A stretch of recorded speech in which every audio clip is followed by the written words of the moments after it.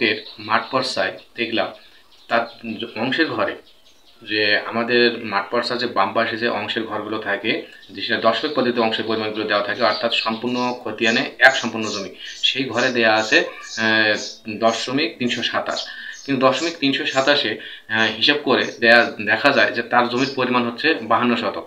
কিন্তু ওখানে ওনাদের যে জমির পরিমাণ অর্থাৎ একবারে ডান পাশে সেখানে লেখা আছে 42 শতক। ডান পাশের যে জমির পরিমাণগুলো এখানে খুব কাটাকাটি করা থাকে, কেন জানি এটা হয়ে যায়, ভুলভ্রান্তি হয়ে যায়, বিভিন্ন সময় বিভিন্ন লোক ডিসপোর্ট দেয়, যার কারণে হয়তো ওই যে বারবার করে লেখালেখির কারণে এরকম ঘষা মাজা হয়ে থাকে। তো আপনারা দেখবেন যে আপনার মাঠ পর্সাতে আপনার অংশ অনুযায়ী ডান পাশের অংশ অনুযায়ী বাম পাশের অংশ অনুযায়ী ডান পাশে আপনার জমির পরিমাণ ঠিক আছে কিনা।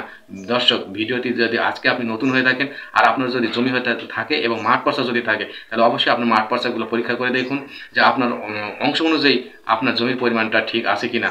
নইলে সামনে যে বিডিএস জরিপ আসতেছে, আপনার বিডিএস জরিপে কিন্তু এই বিএস জরিপের উপরেই কিন্তু আপনার বিডিএস জরিপের কিন্তু এই কার্যক্রমটা মোটামুটি করা হবে।